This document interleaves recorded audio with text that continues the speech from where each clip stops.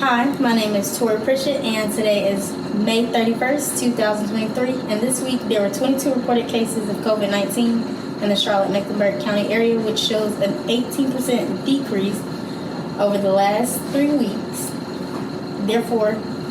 2 weeks. Therefore, each subject is comfortable not wearing a mask. And today, I have the pleasure of interviewing Q. I'm going to give her the opportunity to introduce herself. Hi, my name is LaQuisha Williams, also known as Q. I'm an administrative assistant to the Division of Student Affairs and Enrollment Management. All right, Q. And where is home for you right now? Charlotte. All right, Q. And where were you born? Bracey County, Windsor, North Carolina. Okay. And how long have you been in the Charlotte area? 6 months. 6 months. So you were not here during the time of the pandemic? No, not in Charlotte. All right. And so where were you located during that time? In Greenville, North Carolina, about an hour from Bracey. All right. And were you going to school during I that was time? an essential worker at the time, working for NCDPS. Okay. And how was that experience for you? You said you were working for NCDPS? Yes, public safety. The experience was typical because I came into it right before the pandemic kind of started. So it wasn't much that changed except for I just started to work more. Mm-hmm. So instead of working 14 days a month, I would probably work 20, 25 days a month. And how was that transition for you? You know, how did you feel, transitioning from working, 14 days a month going to 25 days a month? How was that for you? At the time, it wasn't that much difference. It wasn't that much burnout. But towards the end, I would say the end of that year is when I started to experience more burnout from doing it so much. And just the lack of a normal life, if that makes sense. Okay. All right. Sorry for that. Apologies. And so during the lockdown, what were some things that you did?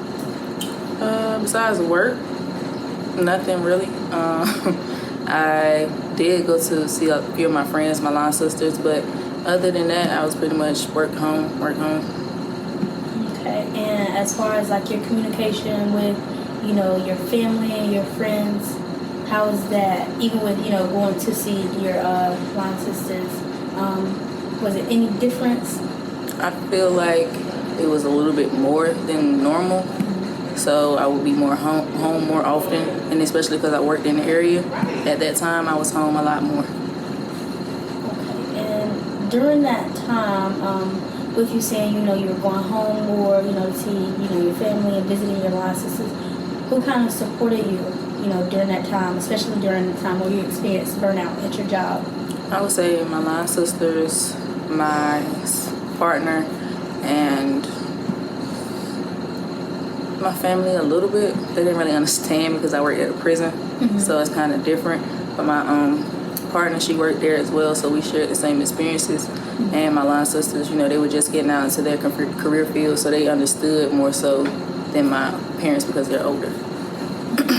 Okay, and what were some things, that they kind of lacked when it came to the understanding, what was going on and things like that? Just what I had to do on a daily basis of going to work and why I chose that job being number one. Because during that time, being an essential worker, I'm constantly around people. And they're transporting inmates, bringing new inmates around from different areas, as well as staff. So I'm more susceptible to getting it than I would be if I was working from home or didn't have a job or was in school at the time. Okay. And what were some things that, were kind of put in place in regards to safety at the prison? Wearing PPE all the time.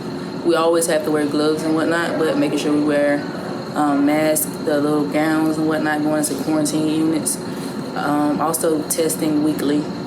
They self-administered tests to you, and even if you had the vaccine, once it came out, you still had to do the test to make sure you were not vaccinated, but COVID-free when you came to work.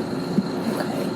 And how was that, for you, like, getting those weekly tests and things like that? Like, how did that make you feel? Was it kind of like overwhelming or anything like that, Yeah, like, because don't nobody want to do too much when you come into work, especially going there. Like, it's already a struggle to get to work, so when you add in more stuff that's going to take me 15, 20 extra minutes just to get in the door, it's just like, whatever. But they did offer increased pay to those that did get the vaccine. I was not one of those because I'm not that type of person. But yeah. Okay. And was there any new habits that you might have developed, or any new routines? As I was just going to work, I would just not do stuff that normal people do, or you would do normally, which is go to the store, sit down and eat. I still don't do that now. I do go out to eat, but it's just like I'm on a schedule. I got, I'm trying to get up out of here. I'm trying to go. I'm not trying to sit here and be around all these people. I'm more aware now of being around a lot of people. Can't do that. Like, no. Not at Back all. up off me type stuff. Okay. And what were some of the challenges that you might have faced during the pandemic? When I actually got COVID, I was never around. I actually didn't go to work that week. My partner, she was around somebody that had COVID, and she gave it to me. And she didn't have it, but I did. So I'm here with a headache, runny nose, don't know what's going on. I hadn't been nowhere, I hadn't been anywhere. So I had got COVID that way. That's the main thing that sent me out of here. Oh my goodness. So what did you do after you actually had COVID and experienced it? Moving forward from that moment, were you really how can I say, more aware of things and just taking those precautions? Yes, I was aware of that as far as health-wise, and being more aware of what I wanted to do in life. Because after that, like I said, at the end of the year, I got COVID at the beginning of the next year. So being out for those 2 weeks, not going to work, it really just opened my eyes to that I don't want to do that. I don't want to work in the prison system. I don't want to do this, that, and the third. I want to follow my degree path and what I actually want to do. So that's really what kind of started to weed me out of the corrections facilities and stuff. So, because I tried after COVID or whatnot, I tried to go to a different prison. And I tried to go to another one after that in a year's time. So I was hopping, trying to find the right fit when it just wasn't meant for me to fit in that. Gotcha. Sorry. So during that time, you were able to really reflect on me. And you actually made that initiative to do what you wanted to do as far as seeking, your career path and pursuing, further as far as your degree. Yes. Okay. And that's currently what you're doing now. Yes, I'm in a master's program with a concentration in general management, and I'm planning on pursuing my doctorate as well. Right. And what do you think? That would kind of be considered one of the long-lasting consequences of it, what was ongoing for you. That's a good consequence. Anyways, sorry. What do you think some long-lasting consequences are from the pandemic? Accountability for myself and what I want out of life, and not just waiting for somebody to give me something, or just hoping and praying that something falls out of the sky. I would say that's the main thing, because I have business ideas that I've had since I was a preteen that I haven't started. I've known how to do them since then. What I needed, I just didn't have the funds at the time, and it just became something that I kept pushing off because I didn't have the time, I didn't have the money, or I don't have the background, or I don't have the support. But that's another thing that I saw within the pandemic, is a lot of people started to experiment doing things on their own. So the support that they got just really pushed me to go get what I want or deserve. And did you actually pursue that business? Yes, I did. I do shirts and any custom thing like that. I also weld, so I can build stuff. I can make candles, anything that requires me to use my hands, I'm good at, and I can do it. I'm off the hose, I can fix that. Okay. Yeah. All right. Good. And as far as your business, t-shirt business? Custom. Custom business. Okay. Thank you. Look, correct me, please. This is, put yourself out there. I mean, do you want to, as far as... Okay, all right. That's absolutely fine. Is that something that you're still doing now? Not currently because I don't have the equipment with me, but once I move into a bigger place, I'll be able to bring the equipment with me and I can start it back up. Okay, and then you're going to put yourself out there. Yeah, then I'm going to put myself out there. Okay, all right. Look, I'm just being supportive. All right.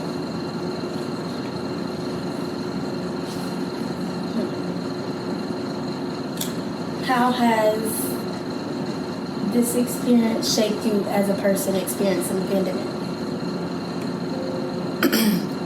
Like I said, it's made me more accountable, made me more aware of what's going on, not only like with the world, but within myself, and actually taking that into account, because that's a thing that we as minorities don't do or are taught to just hide behind certain things. So that's something that I really that's the main thing, just being aware of what's going on with me and saying what's going on with me out loud and not just holding it in. And with you saying that, what is something that you gained from the pandemic? Structure, as far as the people that are in my life, and just weeding those people out to fit what's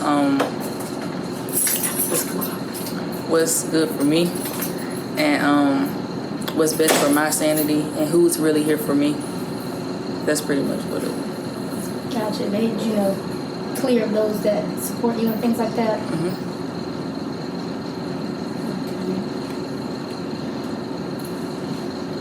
Well, Q, is there any advice that you would like to give to someone that might be going through a pandemic? Your story is only going to end how you want it to end. So don't go based off what you heard. Don't go based off what others might have did. Just live your story the best way you can and figure it out day by day. All right. And is there any additional stories or experiences that you would like to share? No. All right, Q. Well, thank you so much. I appreciate you for taking the time to share your story.